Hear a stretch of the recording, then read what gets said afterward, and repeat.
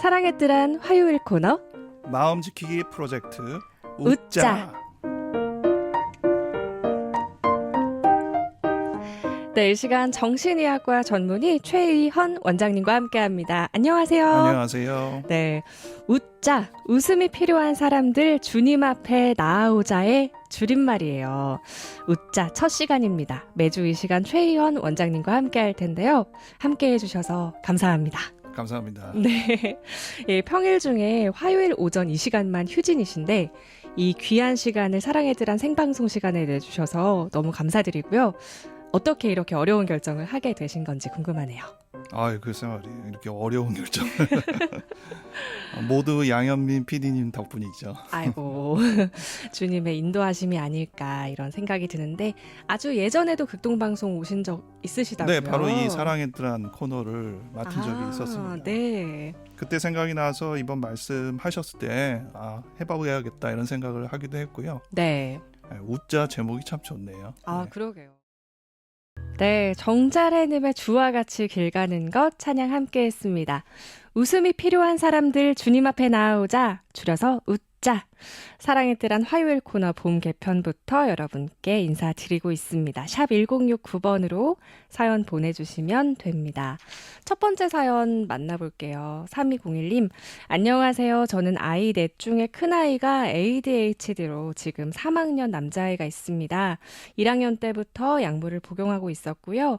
3학년 들어서 아이가 1, 2학년 때와 다르게 알림장도 안 적고 숙제도 안 해가고 학교 후 정리하는 것도 느려서 다른 아이들 다 가고 2, 30분 뒤에 하교합니다.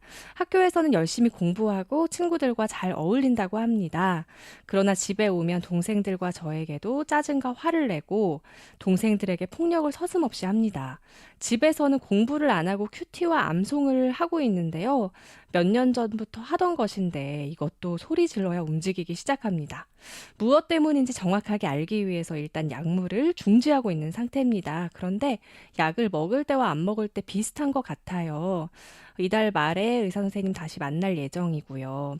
매일 아이에게 소리 지르고 동생들에게 제 손이 미치지 못해서 마음이 너무 힘들고 우울합니다. 라고 보내주셨습니다. 제가 먼저 한 두 가지 먼저 조언을 드리면 네. 의도적인지는 모르겠지만 일단 집에서 지금 공부 안 하고 이 큐티와 암송을 하고 있다고 했는데 예.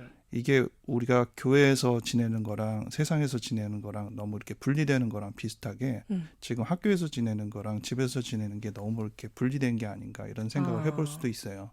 그리고 약에 대한 평가도 집에서 평가하는 것으로만 하면 안 됩니다. 왜냐하면 학교에서 평가하는 게 더 중요한 평가거든요. 네. 그래서 모든 평가는 여러 영역에서 다 해야 되기 때문에 그걸 골고루 봐야 돼서 대개는 이제 학교 선생님한테 묻죠. 네. 얼마나 달라졌는지. 그래서 항상 이 이중적인 부분을 조금 조화롭게 맞추는 게 중요해요. 아, 중요한 것 같아요. 학교에서 공부를 하니까 집에서는 이제 말씀 생활로만 하려는 부모님들도 많이 계신데 너무나 이렇게 분리시키는 건 또 안 좋을 수 있다는 거군요. 그렇죠. 그리고 되게 네. 학교에서 하는 것들이 그냥 무난하면 예. 집에서 짜증을 덜 내요. 학교에서 하는 게 무난하면요? 네. 근데 학교에서 하는 게 힘들면 아, 그러나 학교에서 어느 정도 해야 된다는 건 본인도 알잖아요. 그러니까 네. 애써서 하는 거예요. 그럼 집에 와서 이제 그것들이 풀어지죠. 그러니까 더 느슨해지고 더 함부로 한단 말이에요. 네. 근데 어머니는 주로 집에서 하는 애의 행동만 보지 학교에서는 어떻게 하는지 잘 모르거든요. 그 많은 직장인 분들도 비슷할 수 그렇죠. 있을 것 같아요. 회사에서 모든 힘을 다 쓰고 나서 집에 가서 가족들이 편하니까 가족들한테는 조금 함부로 하게 되고 그렇게 보면 가족들은 집에 있을 때 이 사람만 보니까 그렇죠. 더 심하게 느낄 수도 있고. 네. 그래서 그런 영역들을 다 비교해서 해결을 좀 해 주시는 게 좋겠고 네. 그런 의미에서 보자면 아이가 집에 왔을 때 해야 하는 것보다는 하고 싶은 것을 더 위주로 짜는 게 중요해요. 아, 그래서 본인이 뭘 하고 싶은지를 먼저 듣고 그걸로 리스트를 먼저 작성을 하시고 네. 그 내용 중에 좀 더 집중력을 높이거나 인내력을 높일 수 있는 부분을 약간씩 넣는 게 좋지 이거 해라라고 이렇게 시키면 대부분은 문제가 생기기 시작합니다. 네, 두 가지 중요한 조언을 해주셨는데요. 하나는 학교에서의 활동과 집에서의 활동이 너무나도 분리되지 않도록 조화롭게 만들어주라는 것, 그리고 해야 하는 일보다 하고 싶은 일이 무엇인지 물어보고 그것을 위주로 또 리스트를 짜보면 조금 아이가 나아질 수 있겠다라는 조언을 해주셨습니다. 좀 도움이 되셨으면 좋겠고요. 샵 1069번 단문 50원, 장문 100원의 문자로 계속해서 여러분들의 고민 사연들 기다리고 있겠습니다. 윌러브입니다. 나의 사랑하는 책. 사랑의 뜰한 화요일 코너 마음 지키기 프로젝트 웃자 정신의학 전문의 최희헌 원장님과 함께하고 계십니다. 3201님이 답장 주셨어요. 네, 한번 해보겠습니다. 아이가 공부하는 것을 힘들어해서 집에서는 안 했었는데 도움 주셔서 감사합니다. 라고 보내주셨네요. 다음 사연 만나보겠습니다. 8236님이에요. 10년 정도 가정폭력을 당하다가 아이들을 데리고 나와 혼자 살기 시작했는데 저 자신이 이상해진 것이 느껴져서요.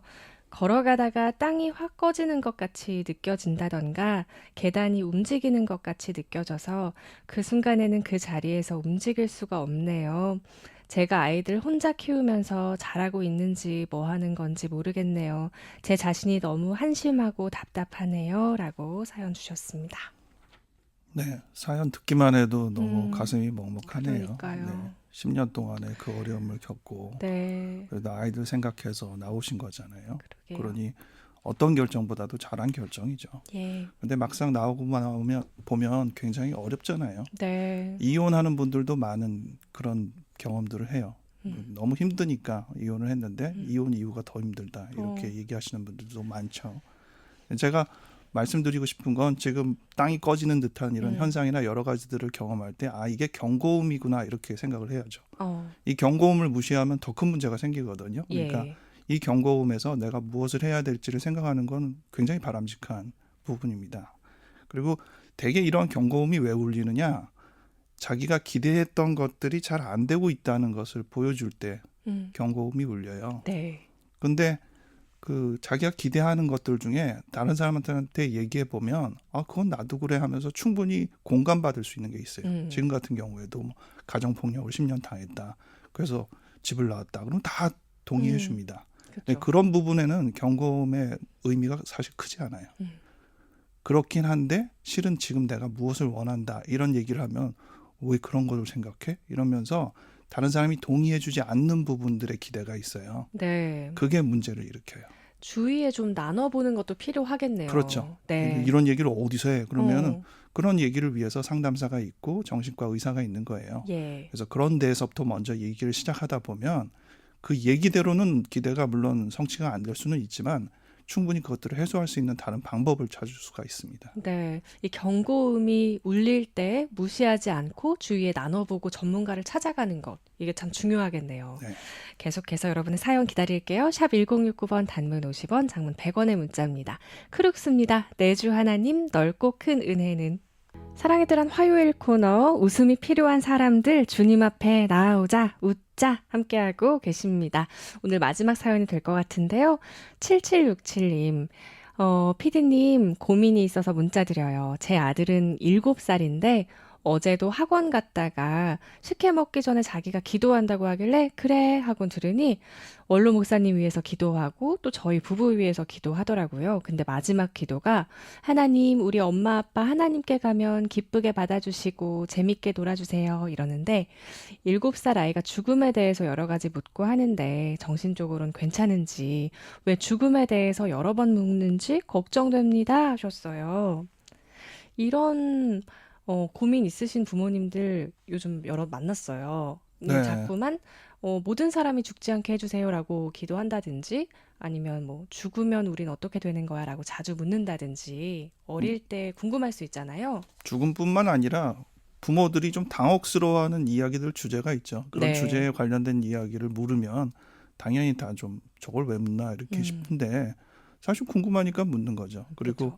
반복해서 묻는다는 건 그게 정말 궁금하다는 뜻이거든요. 음, 그러니 그 얘기를 더 많이 하게 해주긴 해야 되는데 네. 부모의 부담은 답을 줘야 된다는 생각을 많이 해요. 아, 근데 되게 질문하면 되물음으로 해결하면 됩니다.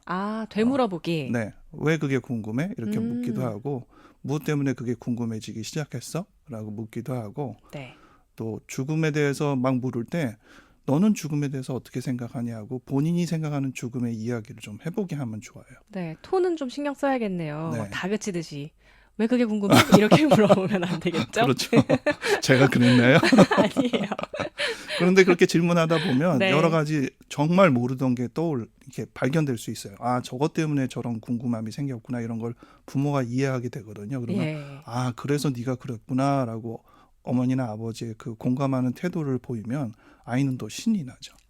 이 주제가 그냥 궁금한 게 아니라 우리 부모한테도 마음에 드는 얘기구나라고 생각할 수 있잖아요. 네. 그러니 얼마나 대화가 좋겠어요. 그러면 결론을 안 내도 됩니다, 사실. 어. 그리고 되게 죽음에 대해서는 그 나이 때 제일 궁금한 주제 중에 하나긴 한데 한 가지 팁을 드리면 7살 전과 후에 죽음에 대한 질문의 톤이 달라요. 7살 전에는 좀 막연하고 이렇게 애니메이션 비슷하게 유아적인 그런 입장으로 죽음을 묻거든요. 네. 근데 7살 되면 우리가 초등학교 다니는 나이잖아요. 예. 훨씬 더 인지적으로 묻습니다. 그렇기 때문에 대답도 조금 더 정확한 대답을 해야지 그렇게 꿈 같은 대답을 하면 안 돼요. 네. 그래서 실질적인 어떤 대답들을 좀 찾으면서 인터넷에서 같이 보면서 얘기하시는 게 훨씬 좋습니다. 네, 참 어려워요. 그렇죠. 그렇죠. 자녀들을 교육하는 게 가장 어려운 것 같습니다. 네, 오늘 이렇게 첫 시간 함께 봤는데 어떠셨어요? 아, 네. 저도 처음이라서 많이 떨리긴 했는데 모든 게 다 시작하는 게 어렵잖아요. 하지만 네. 시작하는 것을 통해서 배우는 게 많으니까 저도 네. 그런 의미에서 많이 배웠습니다. 네, 오늘 세 분의 고민 사연 함께 나눠봤는데 저에게도 큰 도움이 됐고요. 또 듣고 계신 비슷한 고민을 하고 계신 분들께도 도움이 되시지 않았을까 싶습니다. 앞으로 매주 화요일 이 시간에 더 많은 분들이 웃을 수 있도록 도와드리길 소망해 보고요. 지금까지 정신의학 전문의 최의헌 원장님이셨습니다. 다음 주에는 전도특별 생방송이 예정돼 있어서 선생님과는 그 다음 주에 스튜디오에서 뵙겠습니다. 고맙습니다. 감사합니다.